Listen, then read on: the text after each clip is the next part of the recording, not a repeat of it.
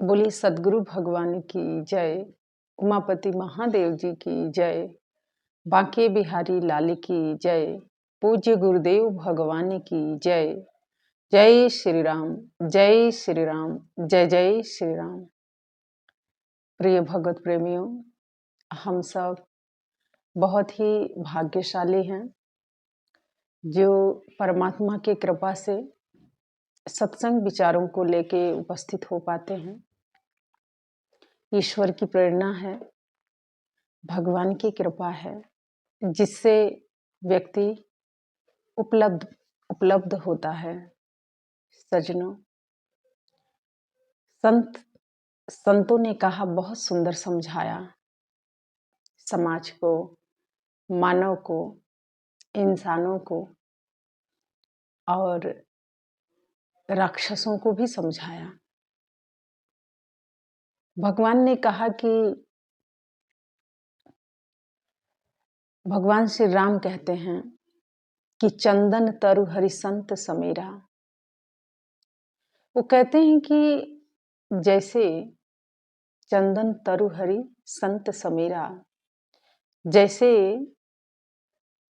चंदन का वृक्ष है, उसके आसपास बहुत से बांस भी उगे होते हैं और भी पेड़ होते हैं, लेकिन चंदन के संपर्क मात्र से वो बांस भी, अन्य पेड़ पौधे भी चंदन की तरह खुशबू देने लग जाते हैं। सज्जनों, समझाने और कहने का मतलब भगवान का सिर्फ इतना ही है कि चंदन तरु हरि संत समीरा। ऐसे ही साधु संत होते हैं, उनको सब मालूम होता है, वो सब जानते हैं, सब समझते हैं, लेकिन मन में, हृदय में एक ही भाव होता है कि शायद मनुष्य का जन्म तो मिला है, पर यह अभी मनुष्य नहीं बना है। मनुष्य बनने का प्रक्रिया आरंभ हुआ है। सज्जनों, इसीलिए संतों ने बहुत सुंदर समझाया। वो कहते हैं कि सुत दारा और लक्ष्मी पापी घर भी हुई, संत समागम हरि कथा तुलसी दुर्लभ हुई। संतों ने, महापुरुषों ने समझाया कि जैसे धन दौलत, गाड़ी बंगला, घर, प्रॉपर्टी, जमीन बना लेना ये कोई बड़ी बात नहीं है। ये तो पापियों के पास भी रहा है और सज्जनों के पास भी रहा है। सज्जनों, इसीलिए फिर बड़ी बात इस घोर कलिकाल में क्या है, वो ये है कि भगवान की कथा मिले, सत्संग मिल जाए। जैसे कोई बंजर भूमि है, वहां पर कुछ उग नहीं रहा है क्योंकि वहां पानी का अभाव है, लेकिन वहां पर यदि मेघ आके, बादल जल लाके खूब बारिश कर दें तो वहां भी कुछ ना कुछ उग ही जाता है। ठीक इसी प्रकार से इस घोर कलिकाल में तुलसी साहिब जो कहते हैं कि भगवान की कथा ऐसे ही है जैसे बंजर भूमि है, जल रहा है, फट चुकी है वो जमीन, लेकिन उस पर जब पानी पड़ता है तो उसे राहत मिलता है, आराम मिलता है। ऐसे ही जो सज्जन लोग होते हैं, वो भगवान की कथा को श्रवण करके, सत्संग को श्रवण करके उन्हें राहत मिलता है। सज्जनों, कल हमारी किसी से बात हो रही थी मोबाइल से, तो उन्होंने कहा कि दीदी बहुत समय हो गया, सेवा छूट गई, सत्संग छूट गया, कथा भी नहीं मिल रहा है। क्या हम इसे अपना दुर्भाग्य समझें? सज्जनों, भगवान की असीम कृपा होती है तो आपको सत्संग मिलता है, संतों का संग मिल जाता है। हरि की कृपा हो जाए, नारायण की कृपा हो तो व्यक्ति को सेवा की प्राप्ति होती है, सेवा मिलता है। अगर ये दोनों ही चीजें नहीं है जीवन में, तो फिर समझ लेना कि भगवान आपसे रुष्ट है, नाराज है, क्योंकि साधु की संगति उसी को प्राप्त होती है जिस पर अपार भगवान की कृपा होती है। इसीलिए भक्तों ने गाया, संतों ने कहा, भगवान भी समझाते हैं कि संतन के संग लाग रे तेरी अच्छी बनेगी। ध्रुव की बनी, प्रहलाद की बनी, मीरा की बनी, संतन के संग लाग रे तेरी अच्छी बनेगी। सजनों, जो संतों के संग लग जाता है, जो संतों की संगति में उठता बैठता है, उसका दुर्भाग्य भी सौभाग्य में बदलता है। जैसे कि आप सब जानते हैं कि हमारे देश में अभी बहुत सी चीजें हैं जिस पर कंट्रोल किया जा रहा है, क्योंकि अन्य देशों में युद्ध चल रहा है। और जब अन्य देशों में युद्ध चल रहा है तो समस्या तो भारत में भी होगी। और हमारे माननीय प्रधानमंत्री जी ने ये समझाया है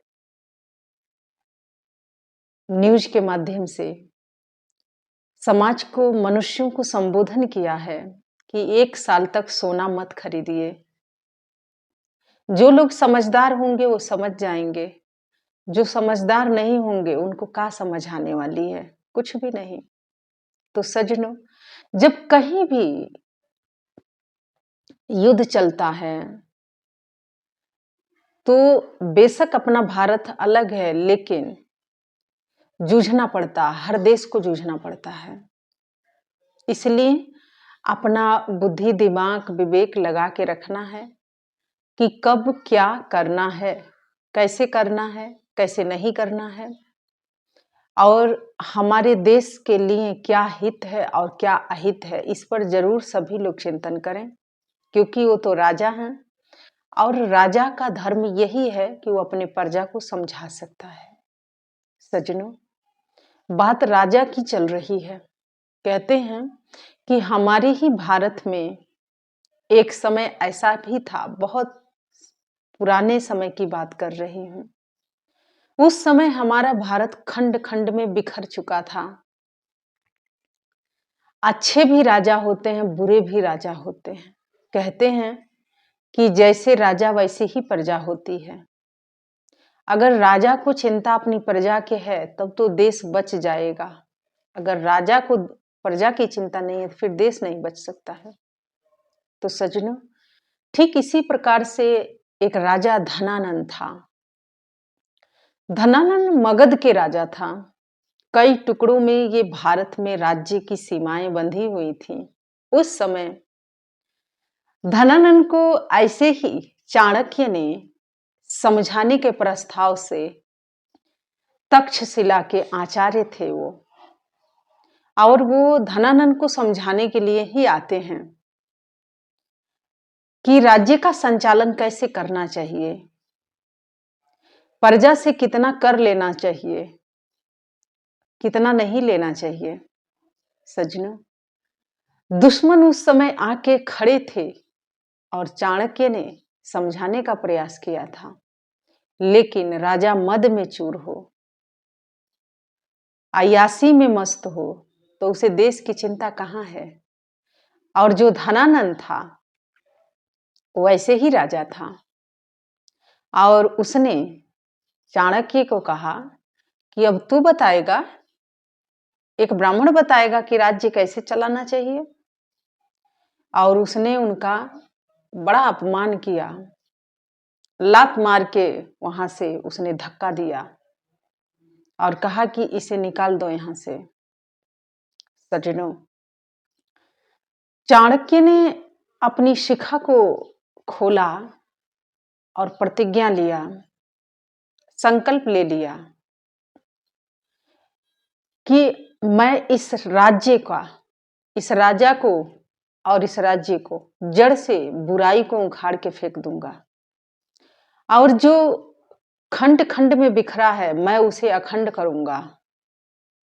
ये चाणक्य के संकल्प था। चाणक्य बहुत कम बोलते थे, समझते ज्यादा थे, जो व्यक्ति समझदार होता है वो बहुत कम बातचीत करता है, वो समझता ज्यादा है, बोलता कम है।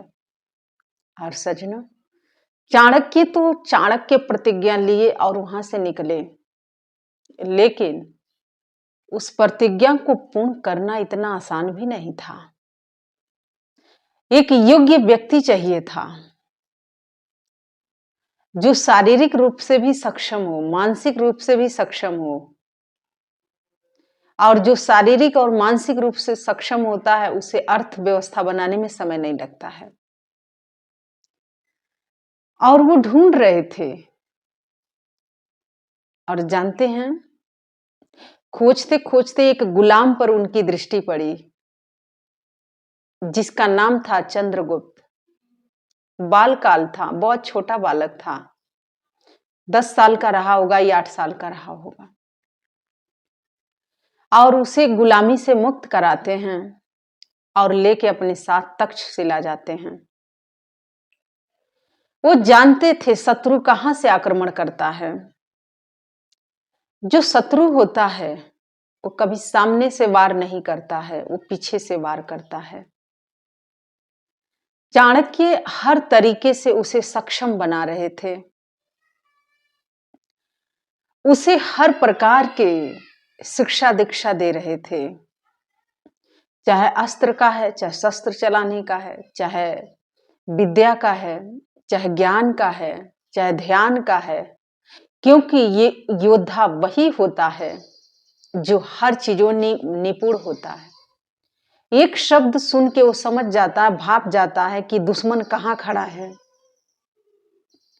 और किससे मुझे बचना है और किससे नहीं बचना है।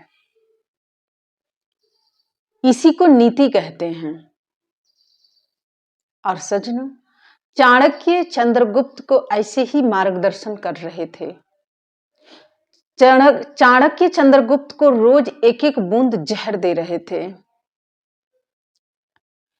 और वो पीता था, लेकिन वो कभी प्रश्न नहीं किया कि आचार्य आप ये क्या देते हैं, बड़ा कड़वा लगता है। लेकिन उसने कभी पूछा नहीं कि ये क्या है, उसने सिर्फ पिया। चाणक्य जानते थे कि चंद्रगुप्त से सामने से वार करने में कोई भी इसे जीत नहीं सकता है, लेकिन जो शत्रु होते हैं, दुश्मन जो होते हैं, वो किसी और चीज को भी इस्तेमाल कर सकते हैं। और जितने भी वीर योद्धा होते हैं वो यहीं पे मार खाते हैं। लेकिन चाणक्य की ये गुप्त नीति थी जिसे किसी को मालूम नहीं था। और उन्होंने, कहते हैं कि सब कुछ हो गया था, धनानंद मर चुका था, लेकिन भद्रसाल जो था उसका सौतेला भाई था धनानंद के। और उसने, वो जानता था कि जो तिजोरी है वो कहाँ है, और उसी तिजोरी में वो जंगली नाग को लाके रख दिया था।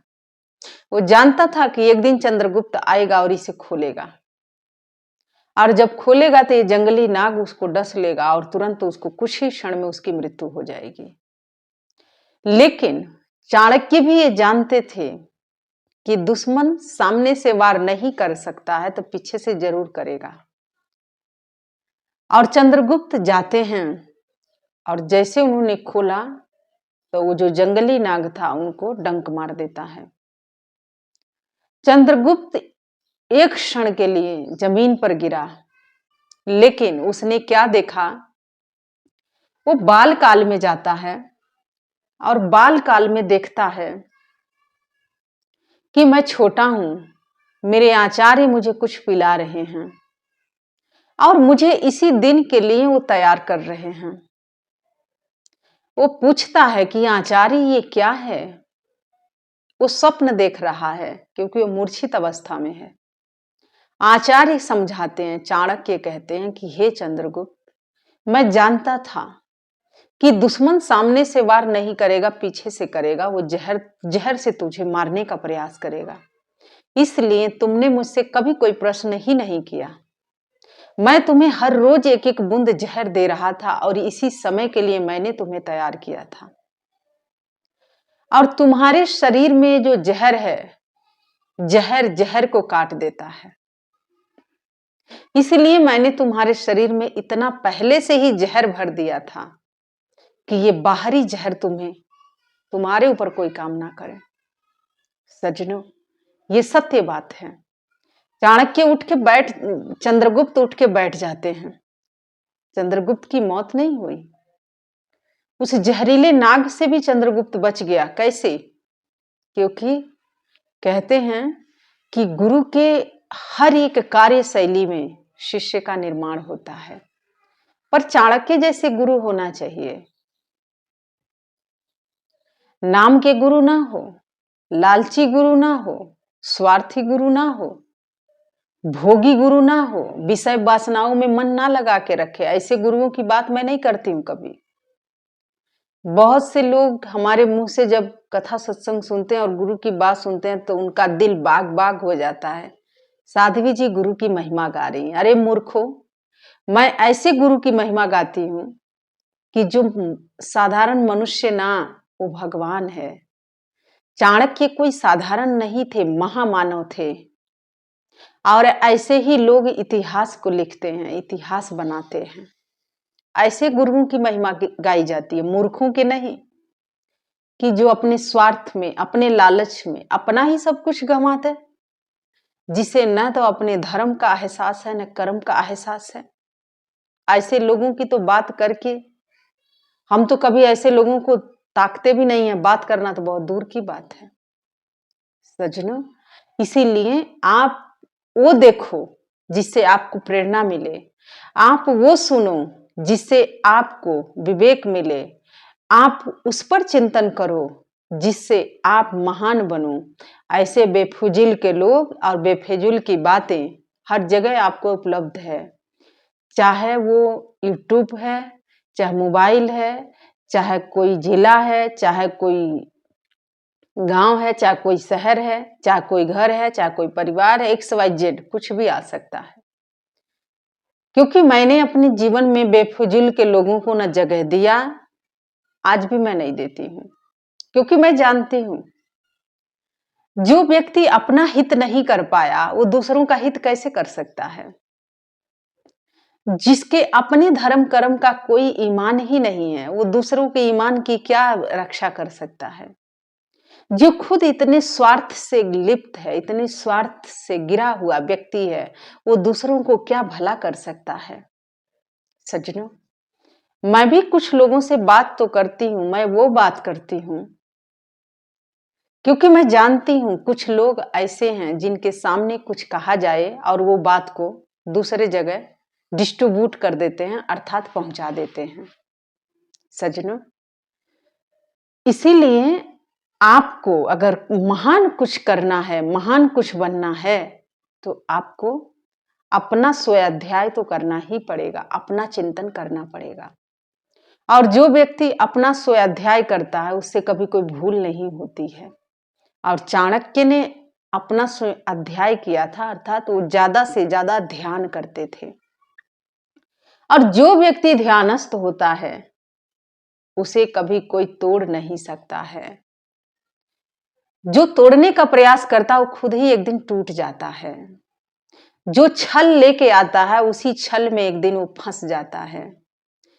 जो लोग कपट रखते हैं वही कपट उनके जीवन को एक दिन खा जाता है। तो सज्जनों, जो व्यक्ति ध्यानस्थ हो उसके अंदर इतना आत्मबल होता है, वो किसी भी परिस्थिति में हार नहीं मान सकता है, उसे कोई हरा नहीं सकता है। और चाणक्य इसके जीवंत उदाहरण हैं। और चाणक्य ने चंद्रगुप्त जैसे एक साधारण से बालक को उठाया, उनकी नजर पड़ी और जो खंड खंड भारत था उसको अखंड कर दिए। और एक दिन वो गुलाम जो था जिसका नाम चंद्रगुप्त था, वो एक दिन चक्रवर्ती सम्राट बना। क्या एक दिन की यात्रा थी चाणक्य के? नहीं, सारा जीवन उन्होंने लगा दिया। किसी को कुछ बनाना हो, किसी को कुछ देना हो, किसी के लिए कुछ करना हो, तो जीवन को तपस्या तो बनाना ही पड़ता है। और सज्जनों, इसीलिए वो चक्रवर्ती सम्राट चंद्रगुप्त मौर्य के नाम से जाने जाते हैं। तो ये ऐसा कार्य महान गुरु ही कर सकते हैं जिनके अंदर निस्वार्थ भाव होता है, निस्वार्थ प्रेम होता है। इसीलिए कहा जाता है कि ये तन विष की बेल रे गुरु अमृत के खान, शीश दिए जो गुरु मिले तो भी सस्ता जान। ऐसे गुरु, निस्वार्थ प्रेम करने वाला गुरु मिले तो ये शीश भी अगर काट के भेंट चढ़ा दोगे तब भी सौदा बहुत सस्ता हुआ है। जो मेरे जीवन का अनुभव रहा यही है।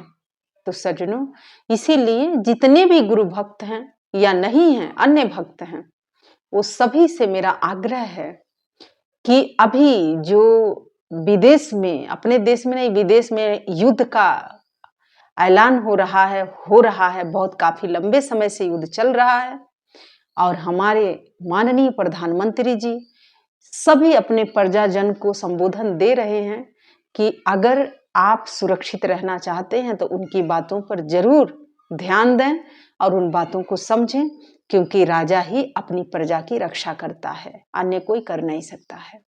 तो सज्जनों, इसीलिए मैंने चाणक्य की बात ली थी कि आपको समझ आए कि देश, घर, परिवार कैसे चलता है और कैसे अर्थव्यवस्था बनाई जाती है।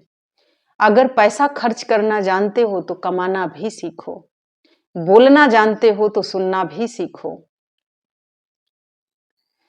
क्योंकि अगर कमाना नहीं जानते हो तो खर्च करना भी जरूरत मत समझो, और बोलना जानते हो तो सुनना भी सीखो, क्योंकि यही नीति है और इसी से अर्थव्यवस्था, समाज की व्यवस्था कायम होती है।